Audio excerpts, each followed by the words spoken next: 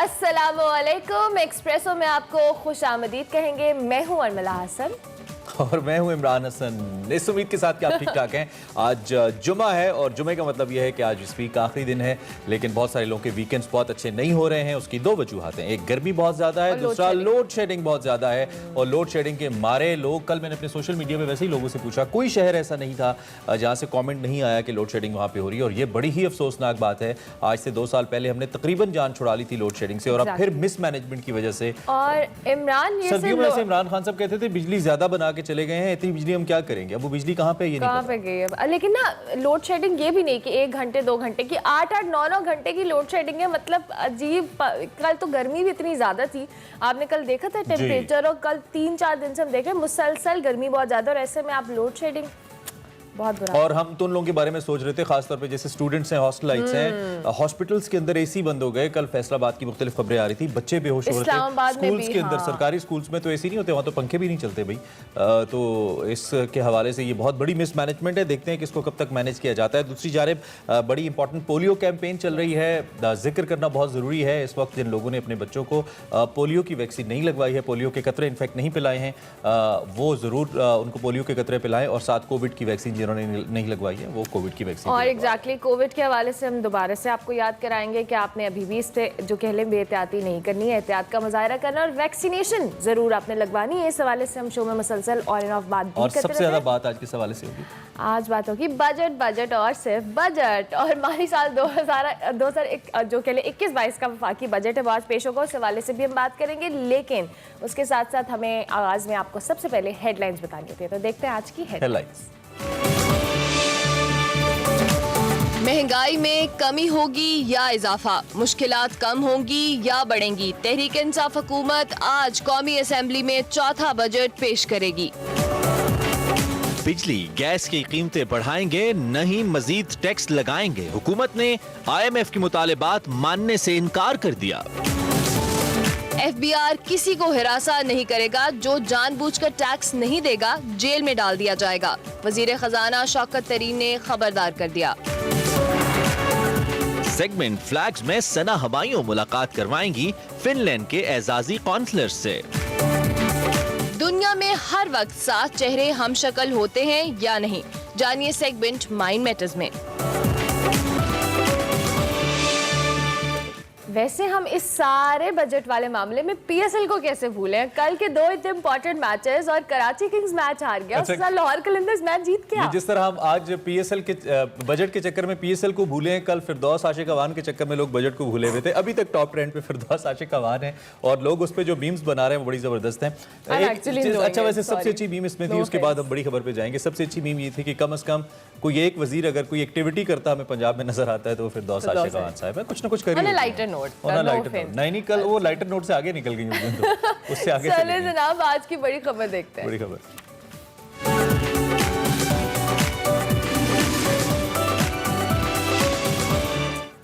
जी, आ गया वो शाहकार जिसका था इंतजार। आज माली साल 2021-22 का विफाकी बजट पार्लियामेंट में पेश किया जाएगा। ज़राए के मुताबिक विफाकी बजट का जो हुजम है वो तकरीबन 8,000 अरब रुपए से जायद रखने की तजवीज़ है। सरकारी मुलाजमीन की तनख्वाहों और पेंशन में इजाफे का इम्कान है, जिसके ऊपर पहले हुकूमत ने काफ़ी 2 बजट्स के अंदर कंजूसी दिखाई थी। अब इम्कान ये है कि इसमें कुछ बेहतरी आएगी। दिफा के लिए 1330 अरब रुपए मुख्तस करने पर गौर किया जा रहा है, और विफाकी बजट में GDP का हदफ 4.8% रखने की तजवीज़ दी गई है। इसके साथ साथ बात करें, हुकूमत का IMF के मुतालिबात मानने से इनकार है। ना बिजली ना गैस की कीमतें बढ़ाई जाएंगी, और ना मजीद टैक्सेस लगाए जाएंगे। वजीर खजाना शौकत तरीन ने कहा कि IMF ने तनख्वाहदार तबके पर 150 अरब के नए टैक्स लगाने का कहा है। हुकूमत का जानबूझकर टैक्स ना देने वालों को जेल में डालने का भी इस हवाले से ऐलान सामने आया है। और FBR उन्होंने ये भी कहा, शौकत तरीन साहब ने, कि अब किसी को हिरासा नहीं करेगी। साथ साथ वजीर आजम ने पेंशनर्स पर भी टैक्स लगाने का फैसला मुस्तरद कर दिया है, जबकि बजट में बात की जाए तो रिटायर्ड अफराद पर टैक्स आयद नहीं होगा। पेंशनर्स पर भी 7.5% टैक्स आयद करने की तजवीज रद्द कर दी गई है, और साथ साथ हुकूमत पेंशन की मद में सालाना 250 अरब रुपए की अदायगी भी करती है। बिल्कुल, ये बहुत बड़ी रकम है, लेकिन ओबियसली जरूरी है, लाजमी है। ताजरों को विफाकी बजट से बड़ा रिलीफ मिलने की तवक्कुआत वाबस्ता है, हर बार होती हैं, इस बार भी हैं। बजट में अपनी सिफारिशात मंजूर होने का इंतजार कर रहे हैं। Rawalpindi chambers of commerce and industry और मरकजी अंजुमन ताजरान ये कहते हैं कि कोरोना के बायस ताजर ताजिर सबसे ज़्यादा मुतासिर हुए हैं, हमें रिलीफ मिलना चाहिए। आई थिंक ये बात बिल्कुल ठीक है। सिलेक्टेड बजट नामंजूर, बजट अवामी नहीं सियासी होना चाहिए, ये कह दिया दूसरी जानिब चेयरमैन पाकिस्तान पीपल्स पार्टी बिलावल भुट्टो जरदारी ने, और तनकीद की। उन्होंने कहा कि सिलेक्टेड हुकूमत का सिलेक्टेड बजट मुस्तरद करते हैं। हुकूमत ने शरह सूद में रद्दोबदल भी, उन्होंने कहा कि रद्दोबदल करके ख़जाने को 1000 अरब का नुकसान पहुंचाया। दूसरी जानिब पीटीआई हुकूमत की करप्शन की पार्लिमानी इंक्वायरी कराने का भी ऐलान किया। और नून लीग कैसे पीछे रहती, उन्होंने इक़्तिसादी सर्वे बिला ज़रूरत करार दे दिया। और शाहिद खाकान अब्बासी साबिक़ वज़ीर आज़म पाकिस्तान कहते हैं मईशत तबाह हो चुकी है, ऐसा कोई पैमाना नहीं जिस पर मुल्क ने तरक्की की हो। बिल्कुल, हमारी हुकूमत होती तो GDP 358 अरब रुपए होती। हम IMF से दफाई सूदों के जरिए कर्जा ना लेते। इसके साथ साथ जी बात करें लोड शेडिंग के, जिनकी तो बेकाबू हो चुका है, चाहे वो कराची हो, लाहौर, मुल्तान, पेशावर, कोयटा समेत मुल्क के मुख्तलिफ शहरों में लोड शेडिंग का दौरानिया 8 घंटे तक जा पहुंचा है। कम वोल्टेज के हवाले से भी शिकायत सामने आ रही है, जिससे कारोबार तो मुतासर हुआ है और ताजरों ने भी बहुत एहतजाज किया है। वजारत तवानाई के मुताबिक बिजली शॉर्टफॉल 593 मेगावाट है, जबकि डिमांड 22,393 मेगावाट है। बिजली की लोड शेडिंग पर जी ऑपोजिशन की हुकूमत पर भी उन्होंने तनकीद का निशाना बनाया। उन्होंने कल ट्वीट की और कहा कि हुकूमत की नाकिस मनसूबाबंदी के बायस बदतरीन लोड शेडिंग हो रही है। पीटीआई तरबीला तो सी लाहौर ट्रांसमिशन लाइन 3 साल में मुकम्मल ना कर सकी। और शहबाज गिल के भी जवाब दिया कि नाहल लीग ने बिजली बनाने के लिए, मुल्क लूटने के लिए मंसूबा बनाया। गिल साहब ए भी उन्होंने पा दो, मतलब बीच में लोड शेडिंग 2-2.5 साल नहीं थी और अब दोबारा आई है, तो ये भी डाल दें कि पिछली हुकूमत का कारनामा है। और वही बात है, हम तो ये कह के थक चुके हैं कि हम ये कब तक करते रहेंगे और ये कब तक सिलसिला जारी रहेगा। खैर जनाब, हमने आज इस स्पेशल नशिस्त का आपके लिए एहतमाम किया है। हम अगर थोड़ा सा आगे बढ़े तो कोरोना की छोटी सी आपको न्यूज़ ये भी देते चले कि गवर्नमेंट फोकस करिए, खासतौर पर पंजाब गवर्नमेंट के लोग ज़्यादा से ज़्यादा वैक्सीनेशन करवाएं। तो पंजाब गवर्नमेंट ने अब ये ऐलान किया है कि अगर आप वैक्सीनेशन नहीं करवाएंगे तो आपकी सिम ब्लॉक कर दी जाएगी। और इसका आदमी फैसला कर लिया गया है, यानी कि वैक्सीन नहीं लगवाएंगे तो फिर किसी से बात भी नहीं करेंगे, आपकी सिम ब्लॉक कर दी जाएगी। ये वसीम अकरम प्लस गवर्नमेंट का ये फैसला है। सर, इस पर हम बात करते रहेंगे। इस वक्त हमारे साथ बड़ा ज़बरदस्त पैनल मौजूद है, उन्हीं से हम करते हैं और बजट के हवाले से बात करते हैं। आप इंट्रोड्यूस करवा दीजिए। बिल्कुल, हमारे साथ शंदाना गुलजार साहब हैं, पीटी से इनका ताल्लुक है। उसके साथ साथ डॉक्टर आबिद कयूम सुलहरी साहब होंगे, उसके साथ साथ डॉक्टर इकरामुल हक जो कि इकोनॉमिस्ट हैं। तीनों से आज हम बजट के हवाले से बात करेंगे। आप तीनों को खुशामदीद कहेंगे, बहुत शुक्रिया। शंदाना साहिबा, सबसे पहले हम आपकी जानिब आएंगे। आज तहरीक इंसाफ की गवर्नमेंट अपना चौथा बजट पेश करने जा रही है और हम सब और अवाम भी एक्सपेक्ट करिए कि ये जो बजट है ये पब्लिक को रिलीफ देगा। डू यू थिंक हम इस खुशफहमी में रहें कि ये अवाम दोस्त बजट होने वाला है? शुक्रिया जी।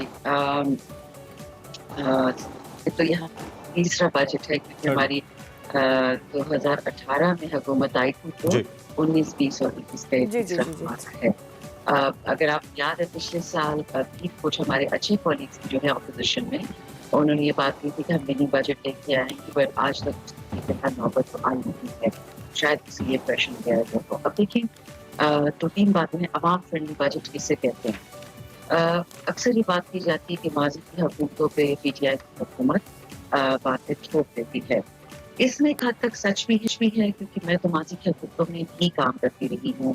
आबिद कयूम सुलहरी साहब SDPI के चेयर हैं, वो देखते रहे हैं माजी की हुकूमतों को। तो हम सब ने माजी में अगर परफॉर्मेंस या अंडर परफॉर्मेंस या अगर हम किसी को बर्दियती नहीं भी असाइन करें, हम सब ने पिछली परफॉर्मेंस तो देखी है।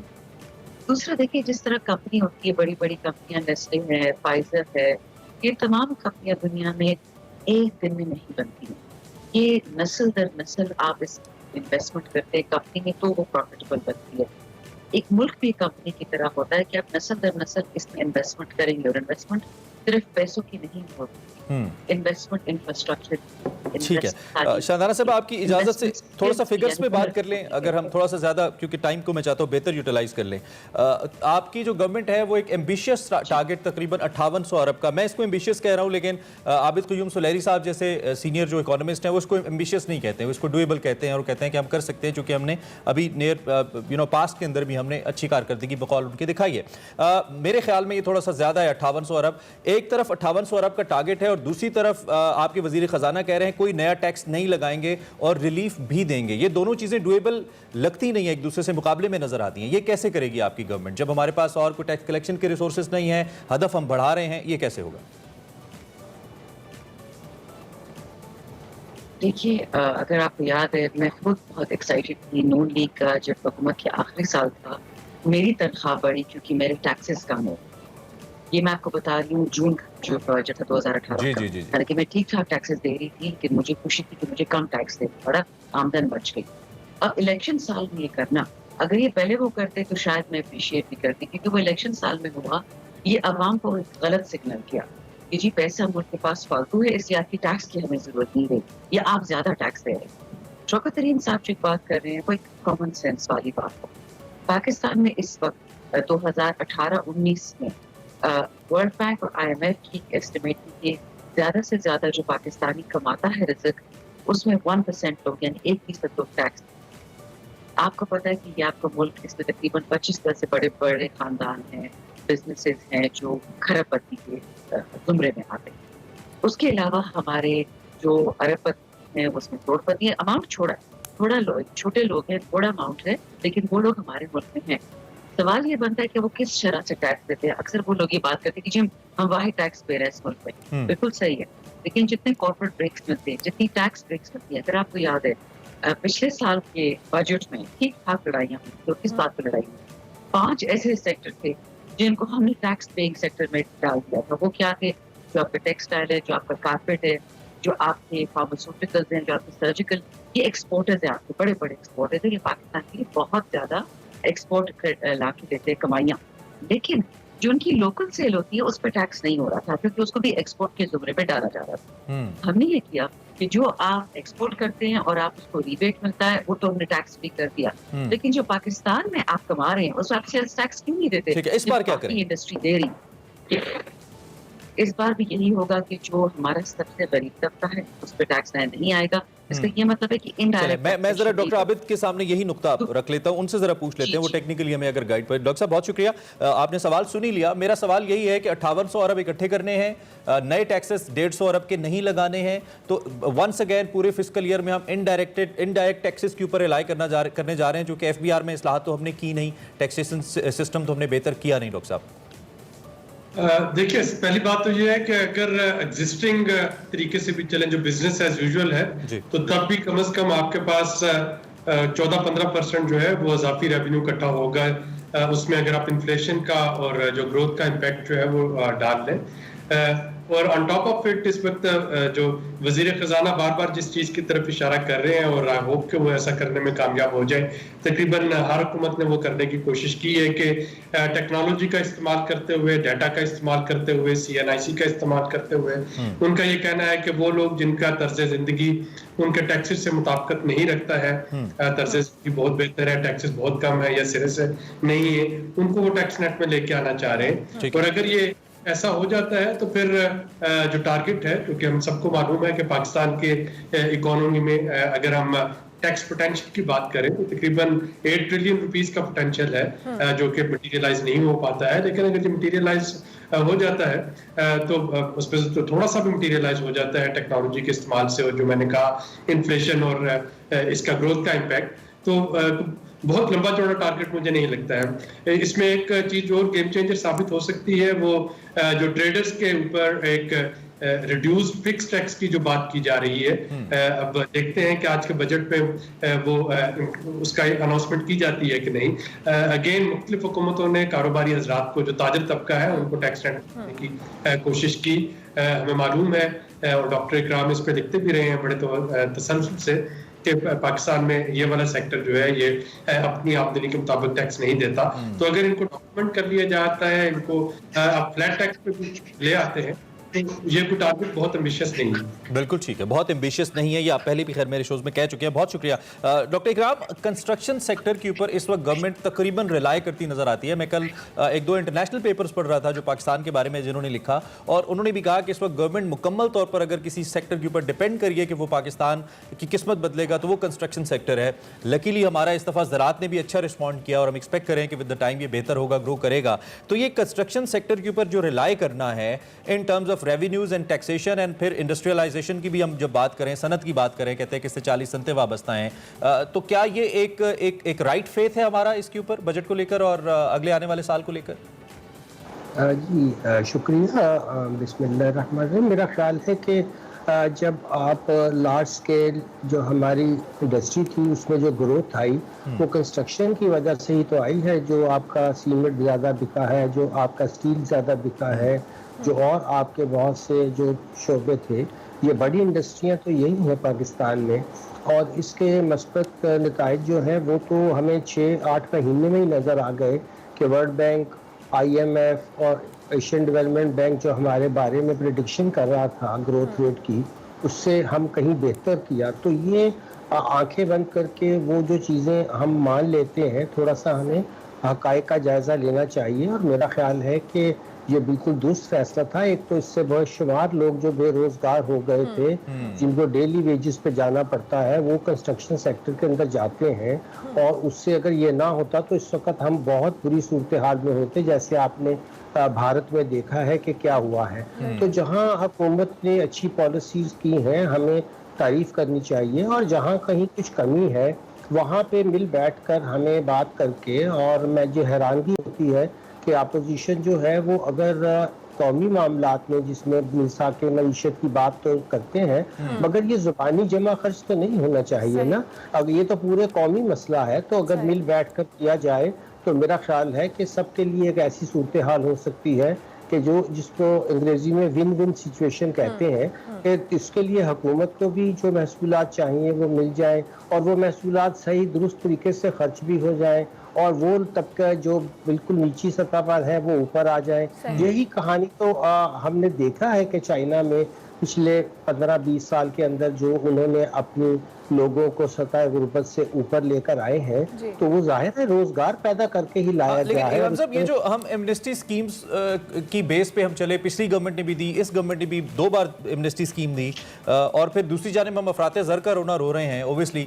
तो आपको नहीं लगता कि विद द टाइम हम अफराते ज़र का जो फैक्टर है उसको मजीद एक तकवीत मिल रही है हमारी इन पॉलिसी से आने वाले वक्त में, जब तक हम ये जो फाइनेंशियल मैनेजमेंट है इसको, जिसे कहना चाहिए, डॉक्यूमेंटेड नहीं करेंगे, और हम दूसरी जानिब हमारे ऊपर कई बैनुल अक़वामी जो कदगने हैं वो भी मौजूद हैं, जैसे फैटफ के हवाले से है। कल शौकत तरीन साहब ने कहा कि कुछ कह नहीं सकते कि फैटफ की ग्रे लिस्ट से निकलेंगे या नहीं। तो आपको नहीं लगता कि ये जो फाइनेंशियल मैनेजमेंट है और हमारा जो एक इंटरनेशनल इमेज है फाइनेंशियली, उसके ऊपर बड़ा इसका इम्पैक्ट आ रहा है एमनेस्टी स्कीम्स और इस किस्म के इक़दाम का?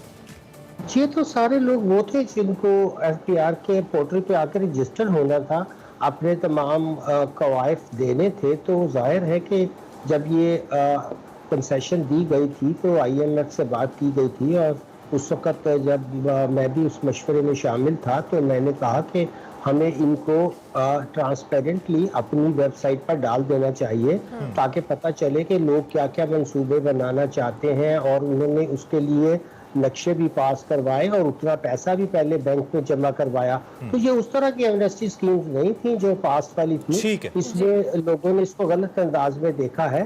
तो हमें इसको इस अंदाज में देखना चाहिए। ठीक हो गया। अभी फिर वक्त हम एक ब्रेक के बाद हमारे साथ हमारे पैनल मौजूद है, बजट के हवाले से हम डिस्कशन कर रहे हैं, और मिलते हैं ब्रेक के बाद। आप देखते रहिए एक्सप्रेसो।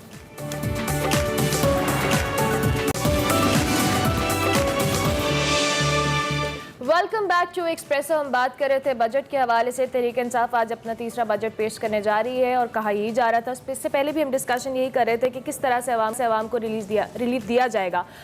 शंदाना साहिबा, आपसे मैं सवाल करूंगी। हमने अभी सुना है मुख्तलिफ वज़रा आते हैं, प्रेस कॉन्फ्रेंसेस करते हैं और बार बार यही कहते हैं कि माशी इशारे बेहतर हो रहे हैं, मुल्क तरक्की की जानिब गामजन है, लेकिन हम हमेशा ये सवाल करते हैं कि जो ये इसका इम्पैक्ट है वो आम पब्लिक तक कैसे पहुँचेगा। जब हम यूटिलिटी स्टोर्स को पैकेजेस देने के हवाले से बात करते हैं, टारगेट सब्सिडी की बात करते हैं, देने का कहा गया, लेकिन इस बजट में आप लोग किस तरह से मेक श्योर करेंगे कि जो अवाम है बेसिकली महंगाई के हवाले से जो सबसे ज्यादा उसका शिकार है, किस तरह से रिलीफ दिया जाएगा?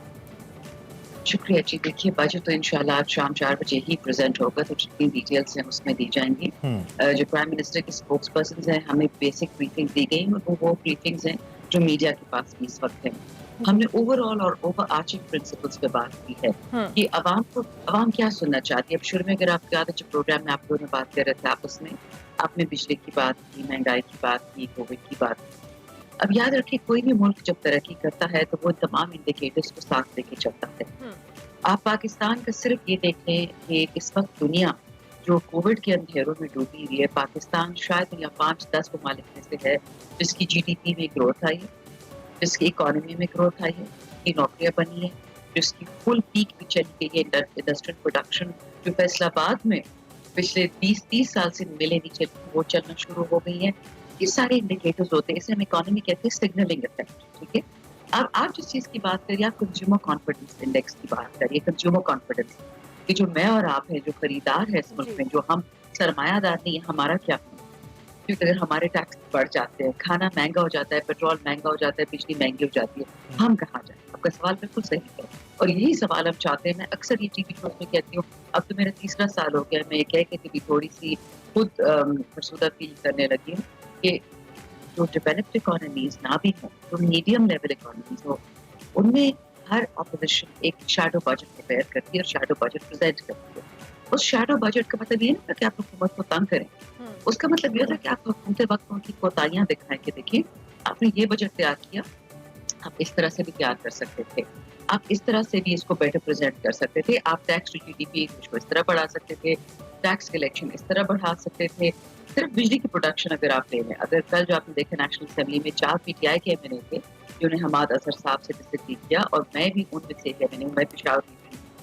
आपने शुरू में बताया कि हमारे इलाके में, आपके इलाके में 8-8 घंटे की लोड शेडिंग है, मेरे इलाके में 18 घंटे की है और ये नून लीग के टाइम में भी थी और अभी भी है। और मेन मसला ट्रांसमिशन का और डिस्ट्रीब्यूशन का है। मेरा इलाका क्योंकि तालिबान ज़्यादा था, तालिबान शुदा था, हमारे इलाके में बहुत क़यामतें गुजरी, तो वहाँ पे वो ट्रांसमिशन डिस्ट्रीब्यूशन लाइन्स लगी ही नहीं 7 साल में जो लगनी चाहिए थी, क्योंकि वहाँ पे पुलिस रेंजेस, वहाँ पे ऑपरेशन हो रही है। अब इसका क्या मतलब है? मैं आपको इसका ओवरऑल क्लाइमेट से कनेक्ट कर देती हूँ। परसों ही क्लाइमेट डे गुजरा है, वर्ल्ड क्लाइमेट डे, जो पाकिस्तान ने होस्ट किया। इसका मतलब ये है कि हमने सीपेक में, चाइना ने हम पे जबरदस्ती नहीं की, हमारी अपनी जिम्मेदारी थी।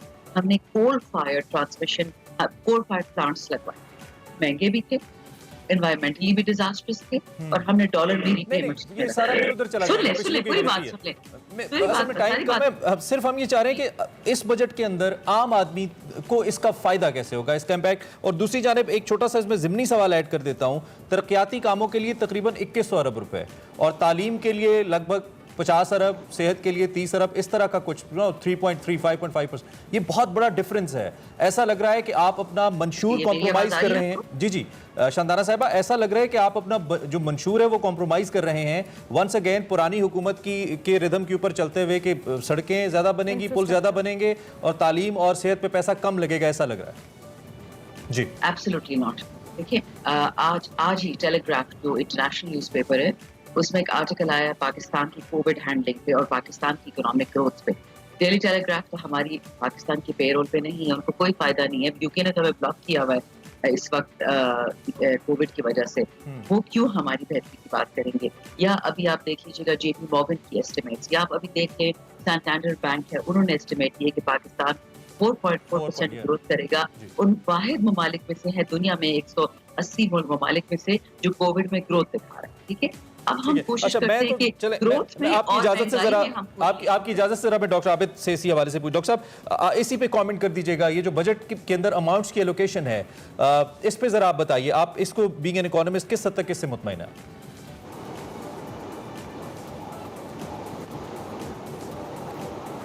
डॉक्टर आबिद आपका माइक शायद म्यूट है, आपको सुन नहीं पा रहे हैं, उसको अनम्यूट कर लीजिएगा।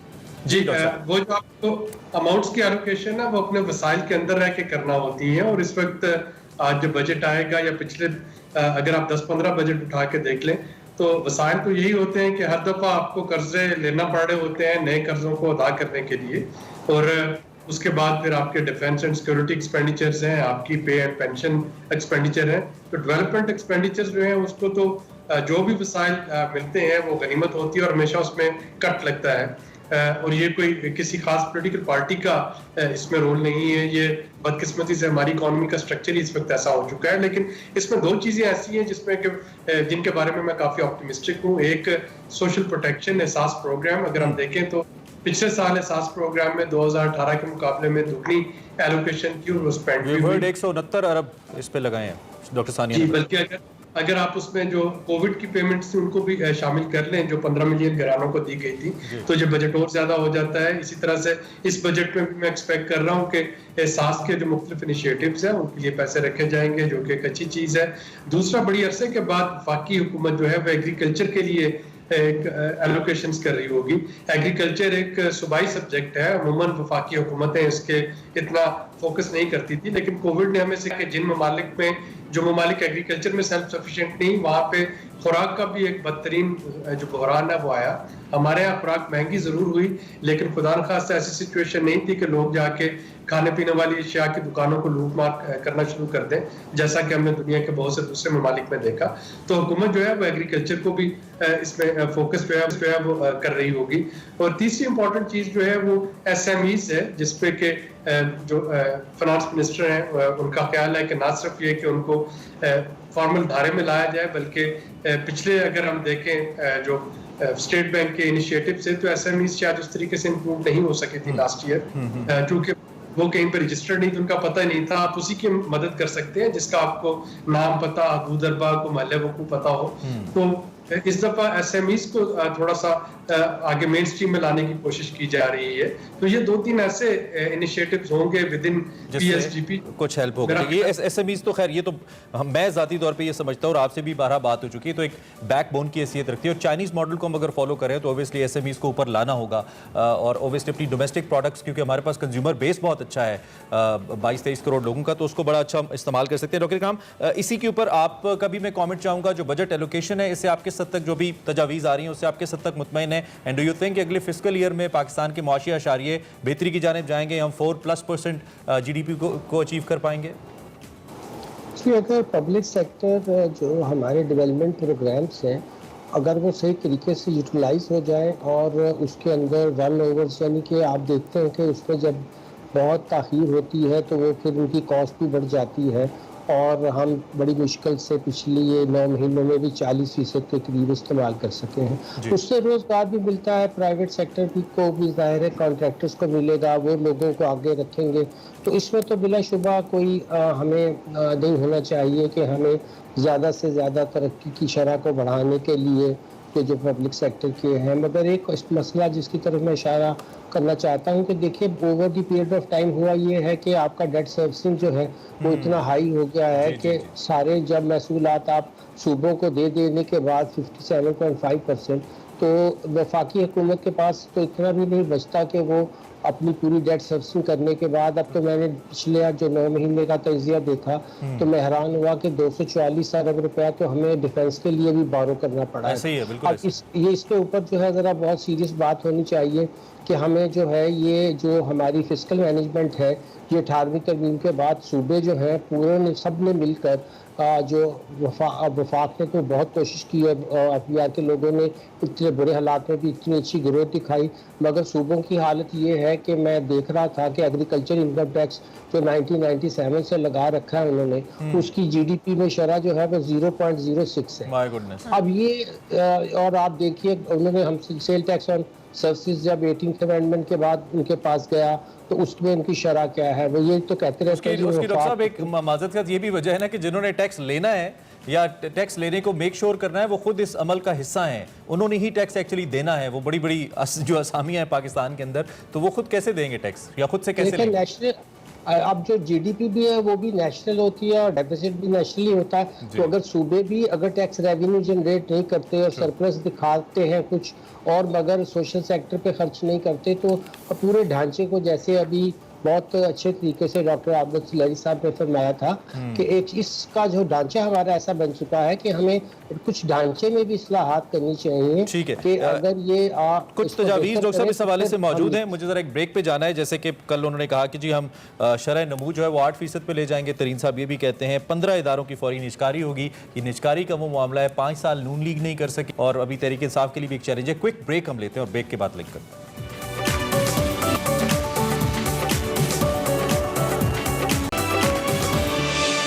Welcome back to Expresso. वक्त हमारे पास कम है, मुकाबला सख्त है। आज बजट पेश होने जा रहा है। अवाम की नजरें बजट पे कतई तौर पे नहीं है, जो हमें लोकल सर्वेज देख रहे हैं। अवाम की तवक्कुआत नहीं है। अवाम इस बजट दस्तावेज से ही मायूस हो चुके हैं। अगरचे कि इस वक्त हम अगर टेक्निकली बात करें, जैसे कि हमारे मईशत कह रहे हैं, चीज़ें बेहतरी की जानिब जा रही हैं, और इसमें कोई शक नहीं है कि कंस्ट्रक्शन सेक्टर से एक बहुत ज़्यादा जो इकोनॉमिक एक्टिविटी है वो हमें जनरेट होती नजर आती है। खैर, बिल्कुल एंड पे मैं आखिर में शानदाना साहिबा भी जाएंगे, क्योंकि एक सियासी सवाल उनसे मैंने करना है। उससे पहले डॉक्टर आबिद, इस बजट को लेकर आम आदमी को आप बाहर मईशत होने की हैसियत से क्या होप्स दिला सकते हैं? आम आदमी जो आपको देख रहे हैं उसको क्या कहना चाहेंगे आप?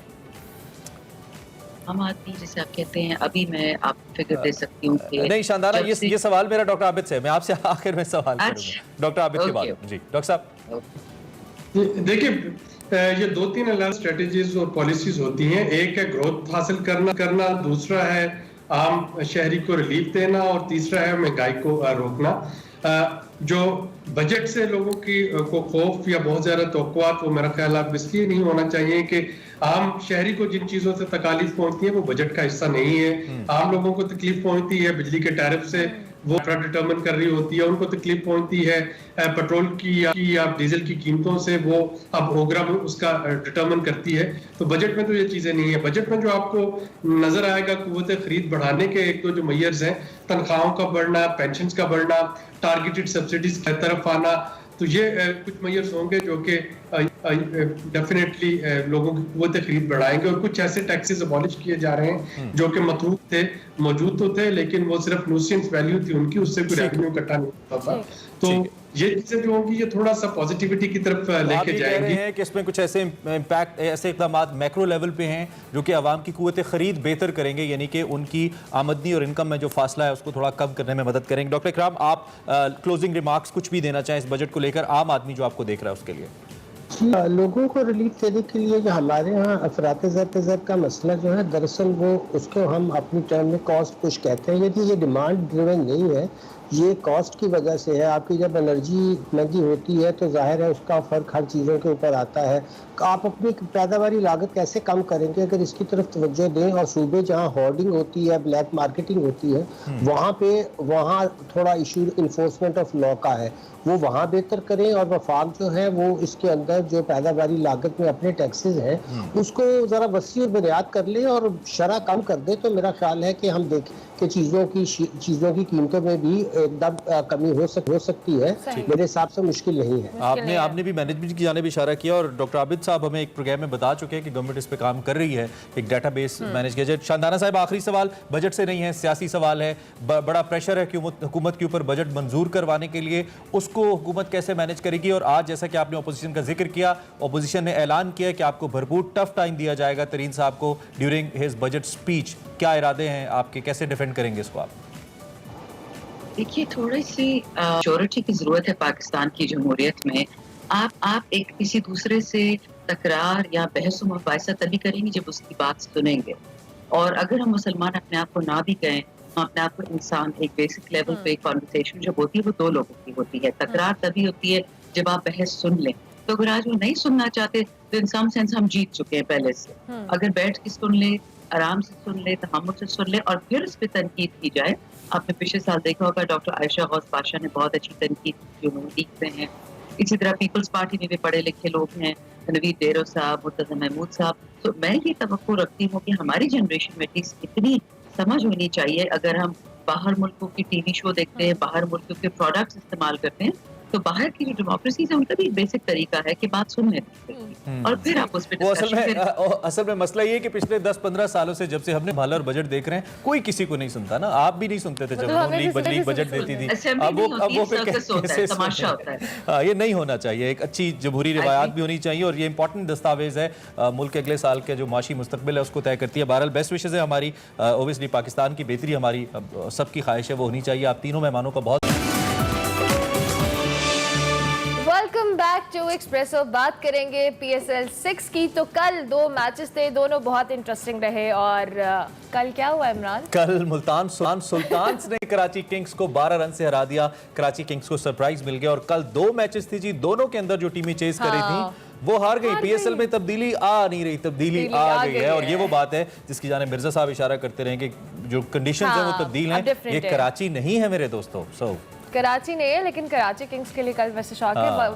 ऑन पेपर और जो कह रहे बोर्ड पे वो सबसे पहले नंबर बड़े मुतमईन नजर आ रहे थे टॉस जीतकर फील्डिंग करते हुए। अच्छा ठीक है। खैर, मुल्तान सुल्तान ने 5 विकेटों के नुकसान पर 176 रन बनाए। रिली रोसो 44 हुए, मकसूद 31 रन बनाकर नुमाया रहे। 177 के हदफ के जवाब में कराची किंग्स बाबर आजम के जो 85 रन थे उसके बावजूद नहीं जीत सकी और 20 ओवर्स में 164 रन बना सकी। बड़ा अनफॉर्चुनेट था, बड़ा अच्छा स्टार्ट मिल गया था। लेकिन I am happy for Multan Sultan. Multan Sultan are still in the game, वो टूर्नामेंट में मौजूद। मौजूद हैं। हम ज्यादा नहीं बताते, मैच तो आपने देखा ही होगा। हम जरा बात कर लेते हैं, मिर्जा इकबाल बेग साहब हमारे साथ मौजूद हैं। लेकिन कल के मैच के वन हाईलाइट राशिद, जो कि एक बार फिर 5 विकेटें लेकर प्लेयर ऑफ द गेम करार पाए, उनके हवाले से ही हम स्टार्ट करेंगे। मिर्जा साहब, thank you very much for joining us and सुबह खैर। कैसा देखते हैं आप कल के मैचेस को? दोनों चेस करने वाली टीमें कल हार गई, इसका मतलब है अब टॉस जीतने के बाद पहले बैटिंग करना पड़ेगी। सुबह खैर इमरान, आप बिल्कुल सही कह रहे हैं। मैं तो रात 3:30 बजे तक जागता रहा और क्रिकेट का जुनून है, क्रिकेट का मैच देखा और यकीन, और मैंने आपकी शोएब मलिक के ऊपर ट्वीट देखी। हाँ बिल्कुल, आपने देखी होगी। शोएब मलिक ने याद दिलाया है सेलेक्टर्स को कि उनमें अभी भी दमखम है, क्योंकि तजुर्बे का कोई नेमुल बदल नहीं होता। और जिस तरह की परफॉर्मेंस दी है कल, आप देखें राशिद खान की आउटस्टैंडिंग बॉलिंग थी। और मैं पहले भी कहता आ रहा हूँ कि राशिद खान इस PSL में एक बड़ा वाज़ेह फर्क साबित होगा लाहौर कलंदर्स और दीगर टीमों के मुकाबले में, क्योंकि जो बैट्समैन बैक फुट पर खेलने जाता है राशिद खान को, वो बोल्ड हो जाता है। और राशिद खान ने एक्स्ट्राऑर्डिनरी बॉलिंग की, लेकिन शोएब मलिक ने जो बैटिंग की, हालांकि उसका साथ देने वाले प्लेयर्स नहीं थे बैट्समैन, अगर कोई साथ देता तो यकीनन ये मैच जीत सकती थी। आउट होना भी बड़ा अनफॉर्चुनेट था उनका। जी, आउट होना, मैं हैरान हूँ कि हिट विकेट आउट हो गए शोएब मलिक। बहुत सारी अनहोनी चीजें होती हैं क्रिकेट में, आप उसको रूल आउट नहीं कर सकते। लेकिन बहरहाल अब अपनी पोजीशन मुस्तहकम कर ली है लाहौर कलंदर्स की टीम ने। अरमला बहुत खुश होगी क्योंकि वो प्ले ऑफ में जो है उसके जाने के चांसेस बहुत ब्राइट हो गए। और पेशावर ज़ल्मी को यकीनन देखना पड़ेगा कि किस तरीके से आइंदा आने वाले मैचेस में वो परफॉर्म करे। But Rashid Khan has made the difference. No doubt.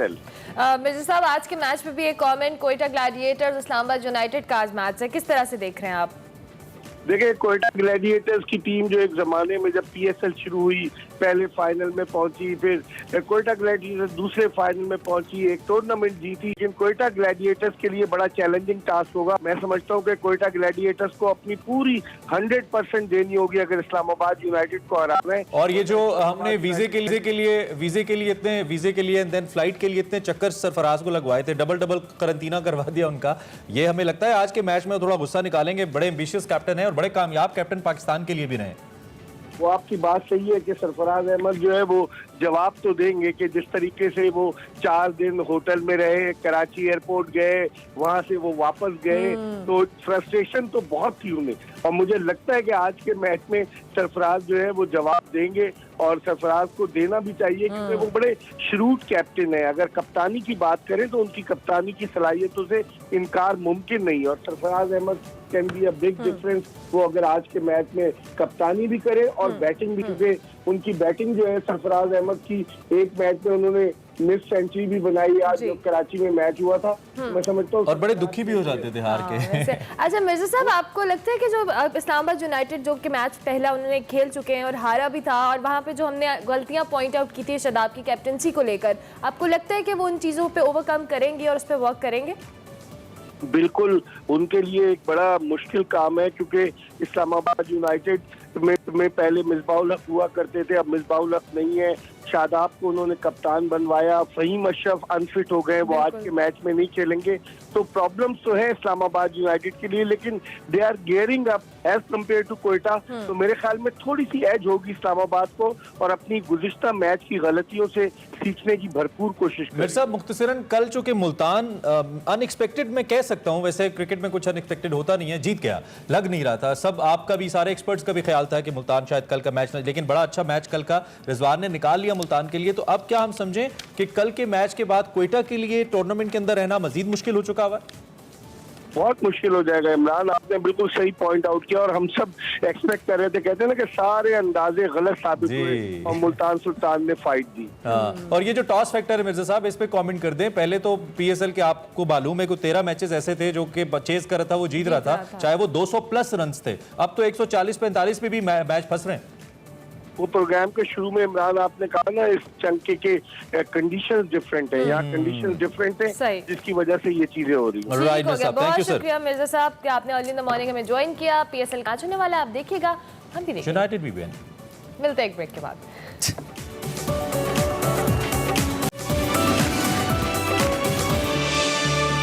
World welcome back to espresso. Program के दूसरे हिस्से में आपको खुशामदीद कहते हैं और अब आपको दिखाते हैं हमारा मोस्ट वेटेड सेगमेंट फ्लैग्स, जिसके अंदर आज फिनलैंड के जो एजाजी काउंसलर हैं उसके साथ सना हमायूं उनके साथ मिली हैं और मुलाकात के बाद उन्होंने उनसे जाना है फिनलैंड के हवाले से पाकिस्तान फिनलैंड रिलेशन और बहुत कुछ है ऐसा जो डिस्कस हुआ है। तो देखते हैं आज का फ्लैग्स।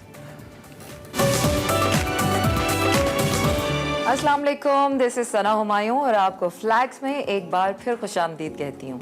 आज मैं मौजूद हूँ मोहम्मद असद अंसारी के साथ, जो कि एजाज़ काउंसलर हैं फिनलैंड के, और आज हम उनकी रिहाइश गाह पर मौजूद हैं। Thank you very much sir for having us, हमें वक्त देने का बहुत शुक्रिया। Thank you so much for inviting me जी। अच्छा सर, सबसे पहले तो ये बताइए कि आप पाकिस्तान के एजाज़ काउंसलर फिनलैंड हैं। एज अ ऑनररी काउंसलर आपकी क्या क्या जिम्मेदारियाँ हैं? बिस्मिल्लाहिर्रहमानिर्रहीम। मेरी वही मसरूफियात हैं जो एक सफ़ीर की होती है, और पाकिस्तान और फिनलैंड की ट्रेड को बढ़ाना, दोनों मुल्कों को ताल्लुकात को फ़रोग़ देना, तो मेरे बेसिकली वही हैं रिस्पॉन्सिबिलिटीज़ जो एक सफ़ीर की होती हैं। वैसे तो ये बड़ा अजीब सा ही सवाल लगता है किसी से पूछना कि आप इस ओहदे पर क्यों चुने गए हैं, लेकिन मेरे ख्याल से लोगों के लिए ये जानना बहुत ज़रूरी है कि एक ऑनररी काउंसलर को चुनना या क्यों ज़रूरी है, और अगर ज़रूरी है तो आप ही को क्यों चुना गया? वाकई मुश्किल सवाल है। एक्चुअली हमारी और फिनलैंड से बहुत पुराना ताल्लुक़ है। हमने उनके साथ बिज़नेस शुरू किया था 1979 से, और उस वक्त भी हम लोग को ये एजाज़ मिला था हमारी फैमिली को कि हम ऑनररी काउंसिल रहे। उसके बाद फिर 2012 में एम्बेसी खुल गई थी 94 में, तो इनके साथ ट्रेड जब हमने शुरू किया, और हमने उस वक्त फिनलैंड को पाकिस्तान में कोई नहीं जानता था, तो वो आहिस्ता आहिस्ता हमने इतना उनको फिनलैंड को यहाँ पर किया कि एक फिनलैंड एक इम्पॉर्टेंट मुल्क बन गया पाकिस्तान के लिए ट्रेड के लिहाज से भी। तो उन्होंने फिर उस वक्त किया। फिर 1994 में एम्बेसी खुल गई थी, फिर उन्होंने ख़त्म कर दिया। फिर 2012 में हमारे बिकॉज ऑफ सिक्योरिटी रीजंस और हमारे फिनलैंड में कुछ फाइनेंशियल क्रंच आया था, तो एम्बेसी यहाँ पाकिस्तान में बंद हो गई थी। फिर उन्होंने हमें अप्रोच किया, तो अल्हम्दुलिल्लाह 5-6 लोग शॉर्टलिस्ट हुए थे, तो उसमें फिर उन्होंने मुझे दोबारा मुंतखब किया, और ये उनकी मेहरबानी है जी। फिनलैंड ने टेक्नोलॉजी के शोबे में काफ़ी तरक्की की हुई है। फिनलैंड कैसे पाकिस्तान की इस शोबे में मदद कर सकता है? Finland as far as technology is concern मेरे ख्याल से one of the most developed countries in the world है जी। और Nokia of course is a worldwide brand. So one of the most valued areas in the world is technology of Finland, which can be used in Pakistan. So हम कोशिश तो कर रहे हैं कि जी उसको और बढ़ाएं, और इंशाल्लाह उम्मीद है कि जी आइंदा आने वाले सालों में हमें वो मिलेगा मौका कि हम इसको और मज़ीद जिसमें इजाफा कर सकें, उसको बढ़ा सकें। फिनलैंड के इन्वेस्टर्स को क्या ऐसा पैगाम होगा जो पाकिस्तान के हवाले से आप देना चाहेंगे? देखिए, एज फार एज पाकिस्तान के concern, I don't think so कोई दुनिया में ऐसा मुल्क है जितनी यहाँ पर अपॉर्चुनिटीज़ हैं, एंड वाइस वर्सा। सो हमने तो बड़ी कोशिश इस वक्त की हुई है जी। 3, 4, 5 सेक्टर्स हैं 6 जो हमने उनको इनवाइट किया हुआ है, जिसमें एनर्जी है और पाकिस्तान को जो सबसे ज़्यादा ज़रूरत है जी इस वक्त वो है वेस्ट एनर्जी की। हमारे पास इतना वेस्टेज है, गार्बेज है, और फिनलैंड में जो है वो एनर्जी का एक ऐसा शोबा है जो यहाँ पर आकर जितना भी गार्बेज है उसके ऊपर वो एनर्जी कन्वर्ट कर सकता है। जो हमने already proposals government of Sindh को दी हुई है, गवर्नमेंट ऑफ पंजाब को दी हुई है, इस्लामाबाद CDA को दी हुई है। सो अब इंतज़ार कर रहे हैं कि जब उसके ऊपर कोई एक्शन होता है तो we are all ready to come and invest in Pakistan in the energy sector also. जंगलात के रकबे के हवाले से फ़िनलैंड इस वक्त दुनिया का सबसे बड़ा मुल्क समझा जाता है, और हमारी हुकूमत क्लाइमेट चेंज को बहुत सीरियस ले रही है। फ़िनलैंड किस तरह से इस क्लाइमेट चेंज और जंगलात की अफजाइश जैसे चैलेंजेस में पाकिस्तान की मदद कर सकता है?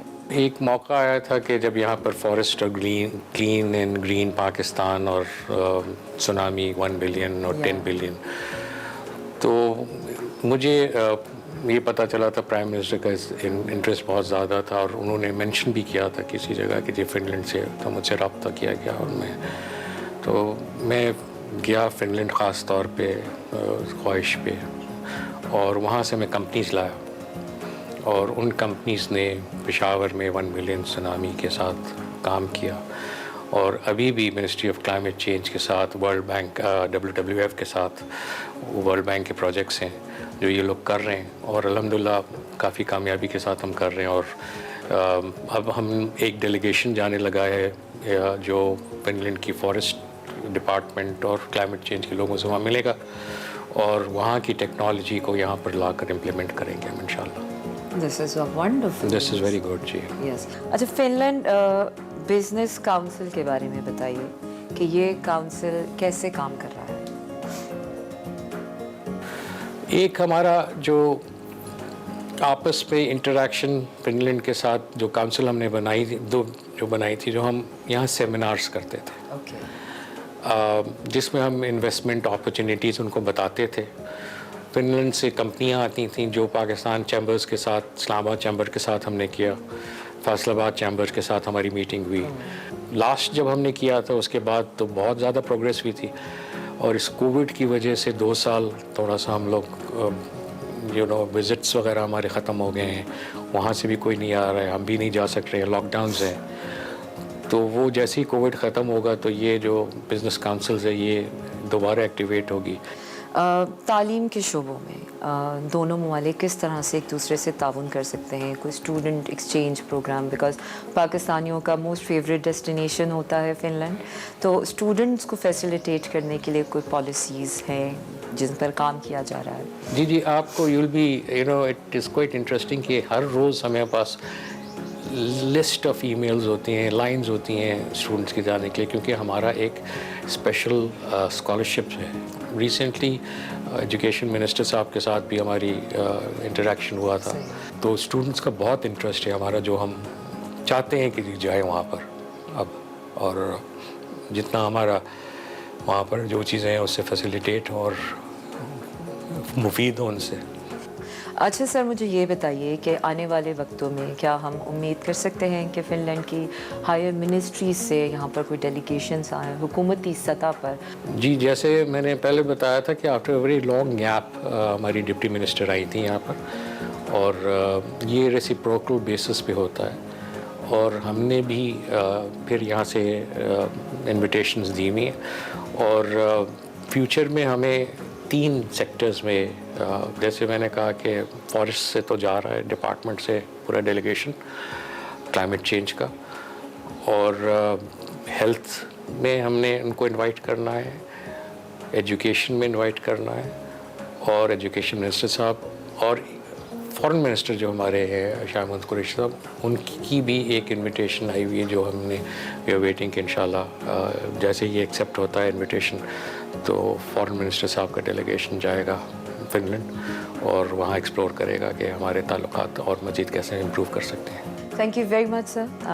फॉर्मल सवालात का सिलसिला मेरा ख़त्म हो चुका है। अब हम अपने उस हिस्से की जानिब बढ़े हैं जहाँ पर अब मैं आपकी ज़ाती ज़िंदगी के बारे में, आपकी लाइक्स, आपकी चॉइसेस, उसके बारे में जानना चाहूँगी और लोग भी जानना चाहेंगे, तो आप भी रहिए मेरे साथ।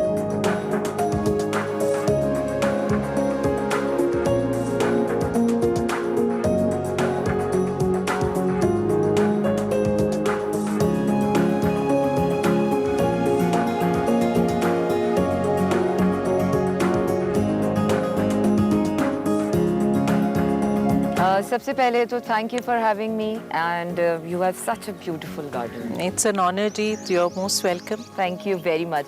अच्छा जी, ऑनररी काउंसलर्स आप तो बिजी रहते होंगे अपने कामों में यकीनन, आप मुझे बताएं आपकी क्या मसरूफियात होती हैं, कैसे दिन गुजारती हैं आप अपना? इफ़ पॉसिबल मैं उनसे भी ज़्यादा बिजी रहती हूँ because I am a dermatologist, doctor by profession, so I am heading the department. मैं पॉली क्लिनिक में हेड ऑफ डिपार्टमेंट भी हूँ और अपना प्राइवेट क्लिनिक है मेरा सुपरमार्केट में, डेस्टिनेशन स्किन। वंडरफुल। अच्छा जी, मैं अब आप लोगों के साथ रैपिड फायर राउंड स्टार्ट करने जा रही हूँ। मैं आपको 2 ऑप्शंस दूंगी, उनमें से आपको एक का इंतखाब करना होगा, लेकिन जल्दी से। ओके। हेलसिंकी या Islamabad for both of you? Islamabad. Islamabad. Oh definitely. No. Okay, cricket या hockey? Cricket, is that a question?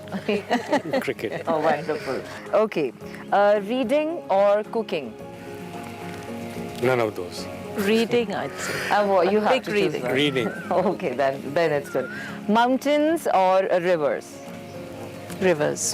जी जी, रिवर्स। पानी का बहुत शौक है। वैसे काफी सिमिलर हैं आप लोगों की चॉइस। हाँ, ये अभी रैपिड फायर में पता चला है, पहले नहीं पता। बड़े-बड़े इंकिशाफात हो जाते हैं इस राउंड में, मैंने देखा है वैसे। अच्छा जी, म्यूजिक और long drive? Long drive. Music जी। म्यूजिक। In that's it. मुझे बहुत अच्छा लगा आप लोगों से मिलकर, आप लोगों को जानकर, और मुझे खुशी की बात ये होती है कि when I always interview some higher authorities, उनकी फैमिली से मिलकर बहुत अच्छा लगता है। So thank you very much ma'am for having time for us. Thank you so much for being here. It's a pleasure to have you here. Thank you so much. So that was it by now. Flags में अब तक के लिए इतना ही, और इंशाल्लाह ताला अगले हफ्ते फिर किसी नए एम्बेसडर के साथ मिलेंगे और रहेगी आपसे मुलाकात। तब तक रखिए अपना ख्याल, मुझे दीजिए इजाज़त। अल्लाह हाफिज़। Welcome back to Expresso. Imran, आपको पता है एक वक्त में कहा जाता है कि 7 शक्लें जो हम शक्ल लोग होते हैं ना, वो दुनिया में मौजूद मेरी होते हैं। जिंदगी की ख्वाहिश है कि मुझे भी कम से कम अपना आपका हम कोई शक्ल मिले? हम शक्ल मिल जाए। हरकत जिनकी हरकतें एक जैसी होती हैं, बहुत मिलता है, शक्लें मिलती हैं उनमें। लेकिन ये टॉपिक सिर्फ कौन ला सकता था? वकार अहमद मलिक। जी। माइंड मैटर्स में ओवर टू यू हिनान वकार भाई। थैंक यू अरमलाइन इमरान। वकार साहब, कहा यह जाता है कि एक इंसान के 7 चेहरे होते हैं, मतलब मेरे जैसी 7 और लड़कियां हैं इस दुनिया में। ये 2 तरह की राय है। एक ये है कि जब से इंसानियत स्टार्ट हुई है, यानी जब से इंसान है, उस वक्त से लेके अब तक 7 चेहरे। और कुछ लोग ये समझते हैं कि एग्जिस्टिंग, यानी जो भी जिस वक्त भी दुनिया में हर वक्त 7 चेहरे जो हैं वो एक जैसे फिर रहे होते हैं।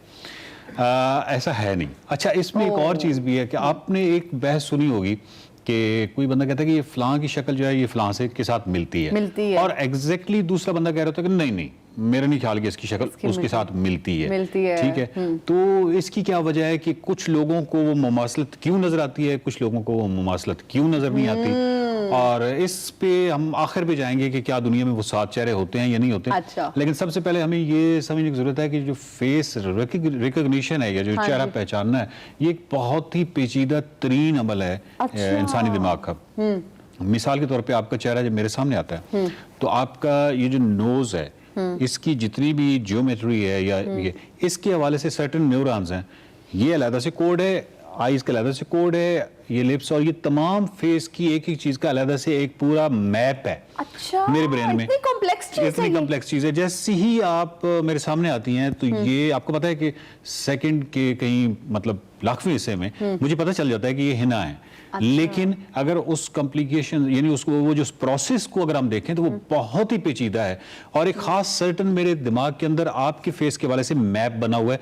वो न्यूरॉन्स जो हैं, वो सर्टन न्यूरॉन्स जो हैं, वो लेटअप होते हैं, उनके अंदर इलेक्ट्रोकेमिकल एक्टिविटी होती है उन्हीं सर्टन न्यूरॉन्स की, तब पता चलता है कि ये हिना है। ठीक हो गया।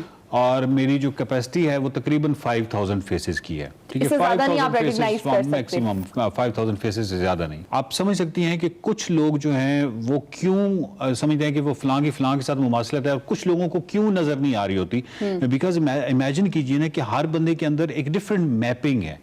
ठीक है, तो वो कहीं ना कहीं ठीक है, वो मिलती जुलती जरूर होगी, लेकिन अगेन एक फर्क है, मैपिंग मैच नहीं हो रही। आपके दिमाग में और मैप है, मेरे दिमाग में और मैप है। एग्जैक्टली।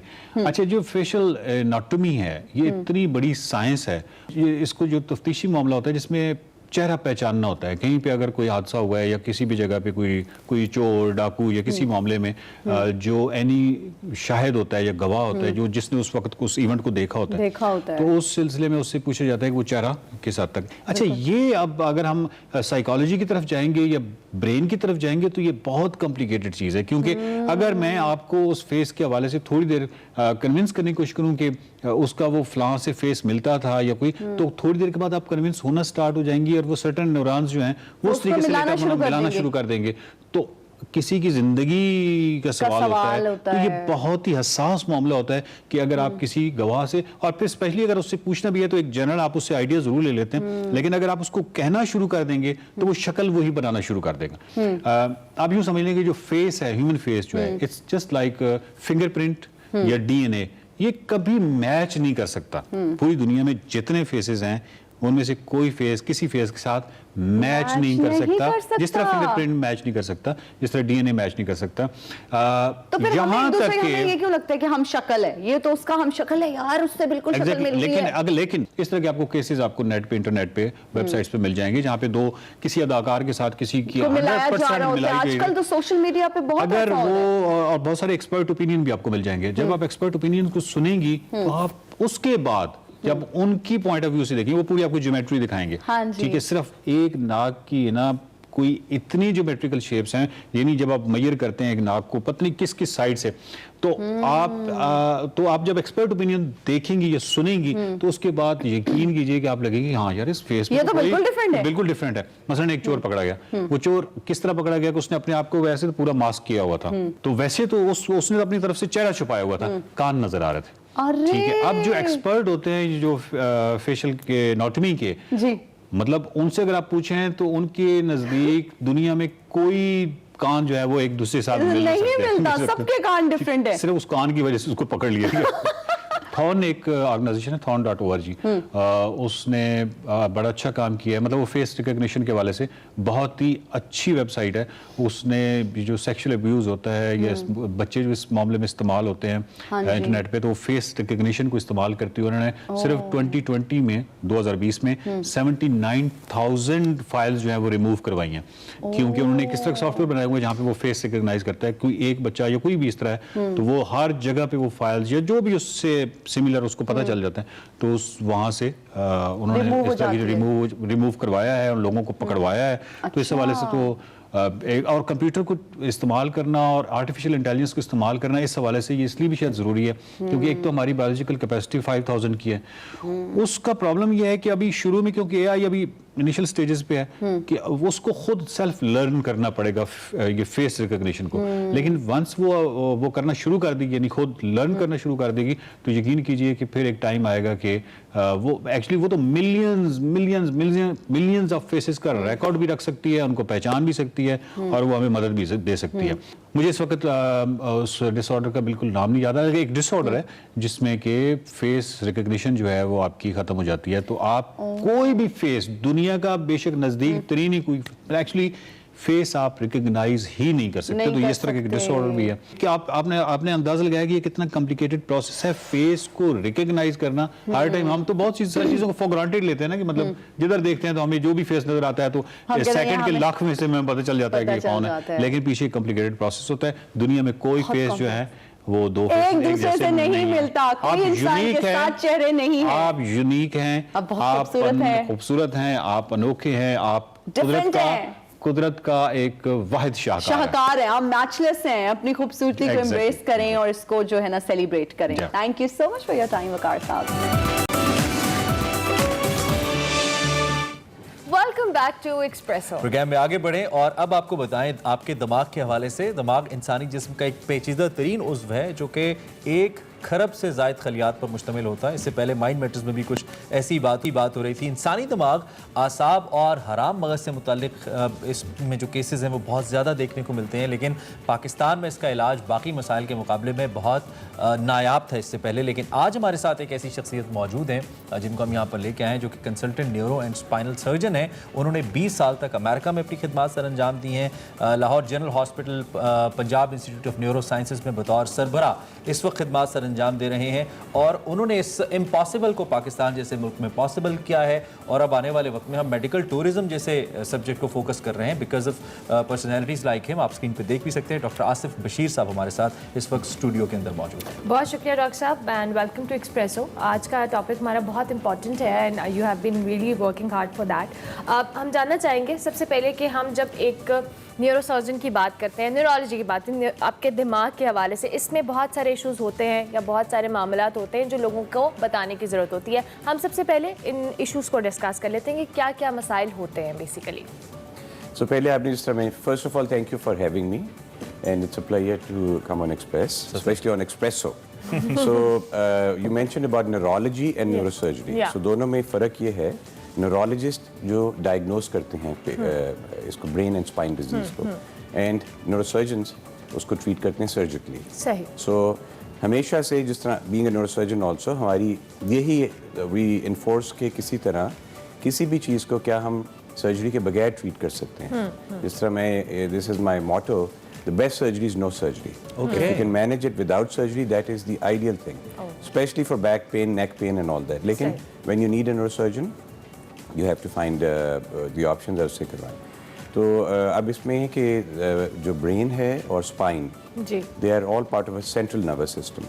तो सेंट्रल नर्वस सिस्टम में ब्रेन एंड नीचे सारा जो है हरामग्स which is the spinal cord. इनसे जो भी रिलेटेड डिजीजेज हैं दे कॉज डिसेबिलिटी। इनमें बहुत सारी डिजीजेस जो हैं जिस तरह ब्रेन ट्यूमर्स हैं, स्पाइनल कॉर्ड ट्यूमर्स हैं, राशा है, Parkinson disease, epilepsy which is मिर्गी यहाँ पे, स्पाइनल कॉर्ड में हरामग्स का ट्रॉमा, इसी तरह जो इन्फेक्शंस होती हैं कई बार, मेनिंजाइटिस होता है दिमाग में जिसको नॉन सर्जिकली मैनेज किया जाता है, ब्रेन की अदर इन्फेक्शंस, स्पाइन की अदर इन्फेक्शंस। जो मैं असल में बहुत साल पाकिस्तान में यूएस में रहा हूँ, लेकिन वापस आके अब the one thing I am getting expose to which जो हम वहाँ नहीं ज़्यादा देखते थे वो है TB. So there is a lot of tuberculosis also, लेकिन a lot of TB I think it's over diagnosed also. जो चीज़ें बाकी चीज़ों से रीज़न कुछ और होता है, लेकिन हर चीज़ को लेबल टीबी कर देते हैं। सो इसलिए हमें बहुत कॉशियस होना पड़ता है सारी चीज़ के लिए कि उसका डायग्नोसिस सबसे पहले सही हो। And it's a combined modality, neurology, neurosurgery, infectious disease, oncology, cancer वाले डॉक्टर्स, इन सब का कॉम्बिनेशन बहुत इंपॉर्टेंट। कहाँ स्टैंड कर रहा है पाकिस्तान इस वक्त? देखिए जी, डायग्नोसिस की हम अगर बात करें और फिर ओबियसली उसको ट्रीट करने की बात करें, हम कहाँ स्टैंड? सो क्योंकि मैं यूएस में भी काम कर रहा हूँ, यहाँ भी कर रहा हूँ। पहले नहीं कर रहा था, बट पिछले साल से आई डिसाइडेड डूइंग दैट, ठीक है, बिकॉज आई फेल्ट कि 21 साल रहने के बाद यूएस में जब मैं यहाँ पे आया तो यहाँ पे बहुत कंप्लेसेंट हो जाते हैं। आप समझते हैं कि जो भी आप चीज़ कह रहे हैं वो यू आर कंसिडर्ड के दैट इज़ दी, लेकिन you want to keep on, आपकी एवोल्यूशन चलना चाहिए, ठीक है, इनोवेशन चल रही है, we want to bring all those. तो इस वक्त हम पाकिस्तान में जो चीज़ मैं न्यूयॉर्क, न्यू जर्सी में कर रहा हूँ, we are doing exactly all of that पिछले 2 साल से इन पाकिस्तान, इंक्लूडिंग ये जो आपने मुझे जो रीच आउट आपने किया था, that was for the vagal nerve stimulation. तो we can talk about it अगर आपने उसको जरूर प्लीज। और इसके साथ साथ आप चूँकि आप कह रहे हैं कि जो यूएस के अंदर या किसी भी डेवलप्ड कंट्री के अंदर जो ट्रीटमेंट है obviously you been serving there, और हमारे लिए बड़े ऑनर की बात भी है, और you are respect you know a very valuable asset I must say for the country. मुश्किल हो जाता है लोगों के लिए ट्रीटमेंट उस वक्त जब आप एक फाइनेंशियल उसकी कॉस्ट मैनेजमेंट की बात करते हैं, तो क्या उसमें भी हम डेवलपमेंट जो डेवलप्ड कंट्रीज हैं उनके साथ ही स्टैंड करते हैं या Pakistan is a bit easier for the people? बहुत अच्छा क्वेश्चन है, क्योंकि देखिए यहाँ पे जो सबसे ज़्यादा कंस्ट्रेंट आती है वो आती कॉस्ट। जहाँ पे भी हमने इम्प्लांट डालना है, देखिए मैं आपने मेंशन किया मैं government hospital, Lahore general hospital में I am heading one of the units for neurosurgery there. बाकी this was founded by my father. अच्छा, माशाल्लाह। Professor Bashir Ahmed was one of the pioneers of neurosurgery in Pakistan, and उन्होंने ये आके जब ये एक बेगर होम था यहाँ पे स्टार्ट किया 1960s में, now it has come to this कि पंजाब इंस्टीट्यूट बन गया है, 500 बेड फैसिलिटी है, we have 3 professors, we have 150 residents, ठीक है, इन ट्रेनिंग। सो हमारी जो गोल है, जो मेरा एक passion, why am I serving in the government, एक तो ठीक है to give charity care, all what we do in the morning time is charity, कोई चार्ज नहीं हम करते, ठीक है। वहाँ पे जो आपने भी क्वेश्चन किया उसका आपको जो, लेकिन सबसे बड़ी जो चीज़ है, आज मैं हूँ, कल को मैं, this is a cycle of life, people come and go, right? So you want to train safe neurosurgeons. इस वक्त भी है सिस्टम चलता रहे और उसी स्टैंडर्ड्स पे हो जिस तरह बाहर अमेरिका में हमारा है।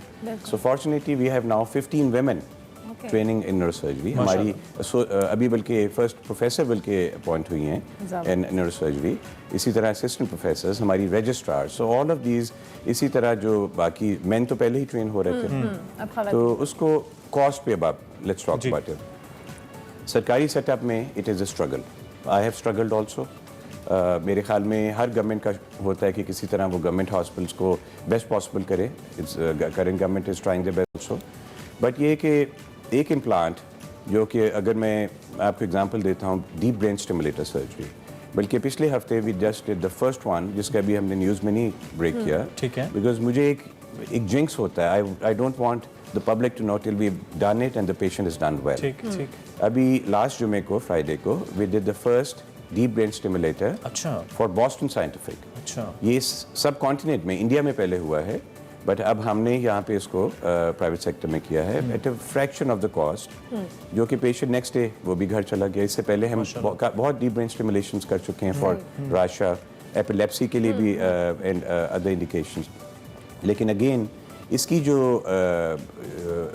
इस सर्जरी की है कि ये 25 इयर्स इसकी बैटरी चलेगी.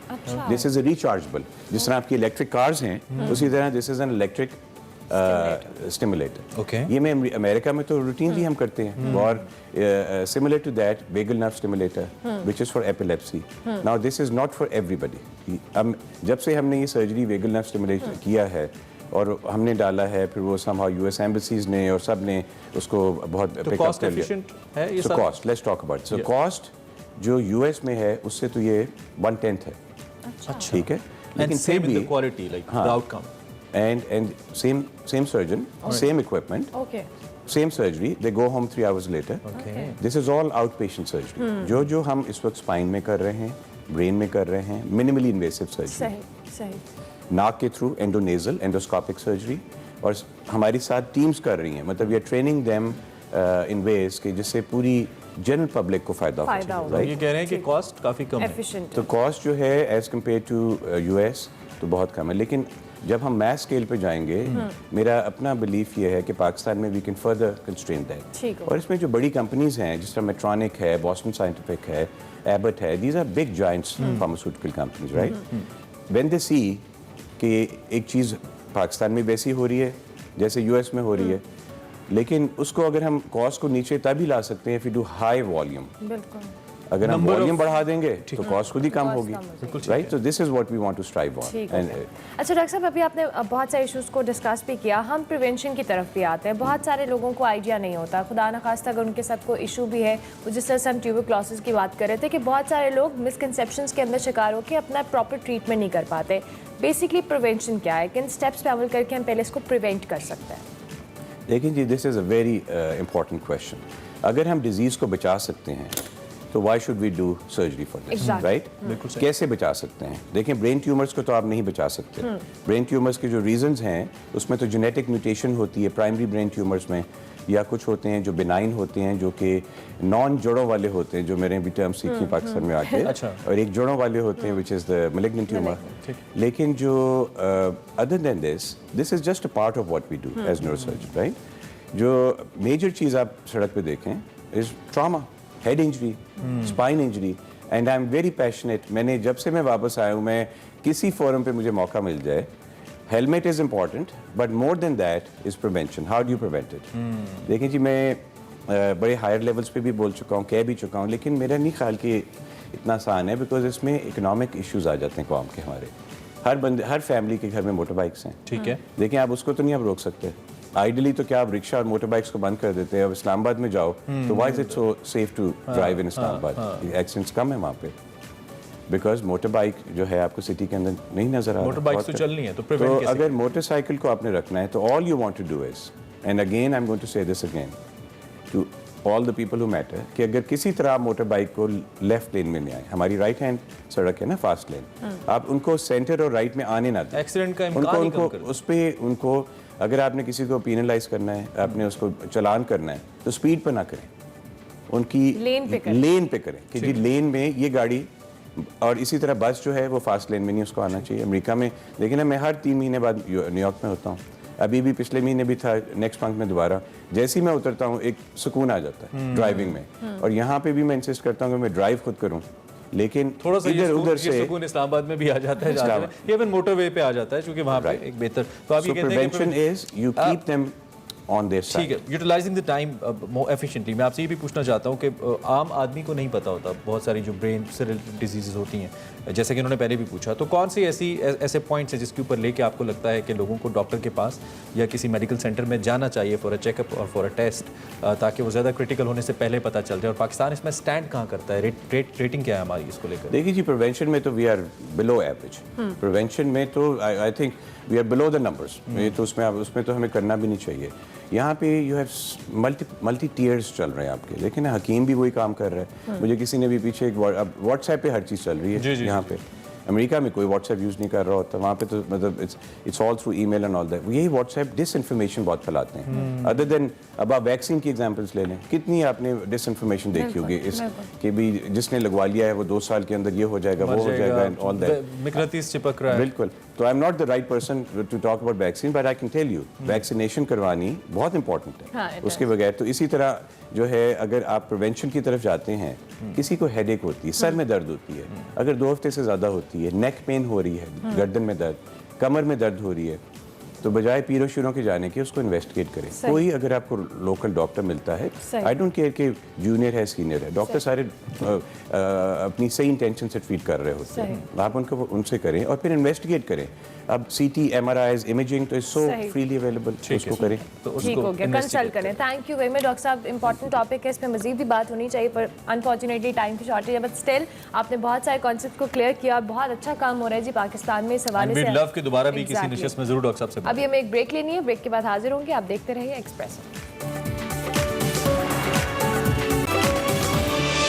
Welcome back to Expresso. और अब बात कर लेते हैं प्रोग्राम के आखिरी हिस्से में एक बार फिर कुछ सियासी मामलात की जो कि सेटल होते नजर आते हैं। We are talking about Jahangir Tareen साहब की जो सियासी इस वक्त कशमकश है जो चल रही है। अब से कुछ देर पहले हमने आपको लाइव भी दिखाया, अदालत के बाहर मौजूद थे और बात कर रहे थे और कह रहे थे कि NFIRs का बजट में वोटिंग से कोई ताल्लुक नहीं है। This is the very important day जो मेक एंड ब्रेक कर सकता है और सबकी इस पर नजरें थी। जहांगीर तरीन साहब, आपको मालूम है, अपने जो हामी मेम्बरान हैं उनके साथ काफ़ी हद तक हुकूमत को टफ टाइम दे रहे थे पिछले दिनों में, बड़ा चैलेंजिंग लग रहा था। आज चूंकि बजट डे है तो आज ये जानना जरूरी है कि जहांगीर तरीन ग्रुप किधर खड़ा है और इस वक्त उनके जो हाउस के अंदर पार्लिमानी लीडर हैं हमारे साथ मौजूद हैं, जनाब राजा रियाज साहब, मेंबर नेशनल असेंबली भी हैं फैसलाबाद से। उनसे हम जरा बात करते हैं। राय साहब बहुत शुक्रिया।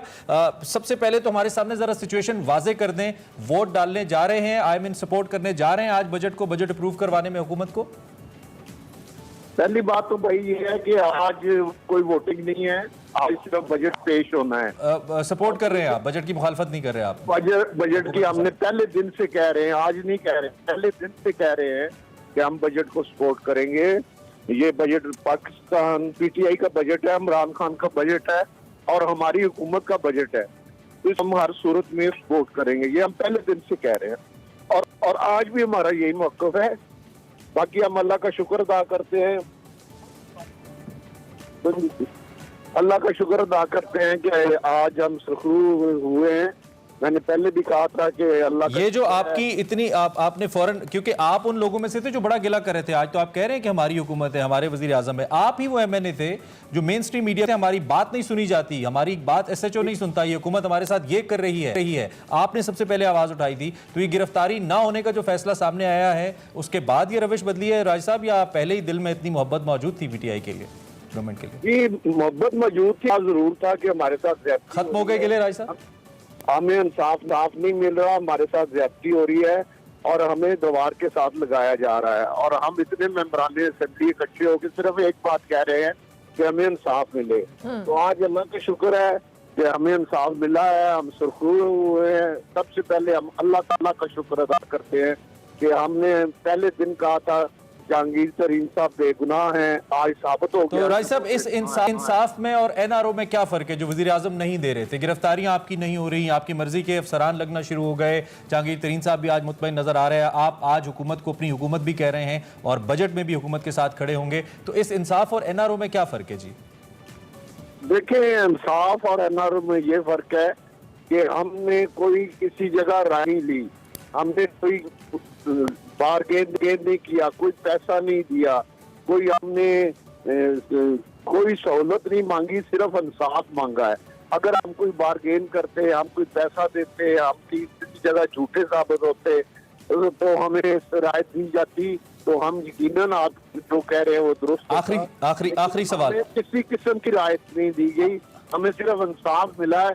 अगर इंसाफ आप मिलने को आप ऐसा कहते हैं तो ये आपकी मर्जी है, मैं कुछ नहीं कहता। आप आखिरी सवाल का जवाब दे दीजिए। बजट के होने के बाद आज बजट अप्रूव हो जाता है, अगर हुकूमती रवैये में कोई तब्दीली आती है आपके ग्रुप के लिए तो क्या उस पर आपकी हिकमत अमली तब्दील होगी? 30 सेकंड में बताइएगा। जी बिल्कुल, हम भरपूर मजम्मत करेंगे, पूरा ग्रुप फिर खड़ा होगा और हमारे किसी भी मेंबर के खिलाफ अगर किसी किस्म की कोई इंतकामी कार्रवाई करने की बजट के बाद कोशिश की गई तो हम भरपूर मजम्मत करेंगे, भरपूर। ठीक हो गया, मतलब जब तक राज साहब चीजें आपके फेवर में हैं, जब तक गिरफ्तारियां नहीं हो रही, गवर्नमेंट आपकी मुजामत नहीं है, लेकिन जो ही गवर्नमेंट ने रविश तो आप भी रविश बदल लेंगे। This is the breaking news. ठीक हो गया जी। हफ्ते देखने वालों से हम इजाजत लेंगे, आपसे हमारी मुलाकात होगी अब मंडे को। Till then take good care of self. अल्लाह हाफिज। अल्लाह हाफिज।